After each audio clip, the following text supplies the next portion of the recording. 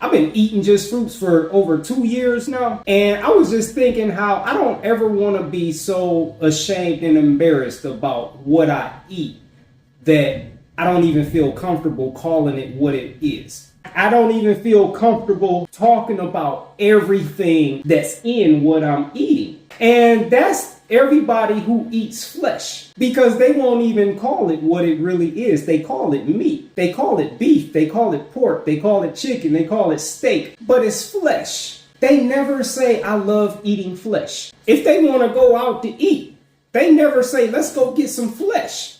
They don't feel comfortable calling it what it really is. And not only are they eating flesh, but they're eating blood, because it's impossible to get all of the blood out of the muscle tissues. So why don't they say, I love eating flesh and blood? That sounds crazy, don't it?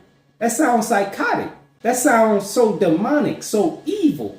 But that's what they're really eating. But that's not all they're eating. They're also eating parasites, worms. So why don't they say, I love eating flesh and blood with parasites? Because you sound like an idiot. And that's not all they're eating. They're also eating feces, animal boo-boo. So why don't they say, I love eating flesh and blood with parasites and feces? Because you sound like an idiot. And why they never talk about the vaccines, the antibiotics, the growth hormones that they're eating? So instead of saying I love meat, they should be saying I love eating flesh and blood with parasites and feces and vaccines. But why don't they talk about the carbon monoxide that they're eating? The carbon monoxide that they use to make that rotten flesh look fresh. And why don't they ever talk about the fact that it's rotten?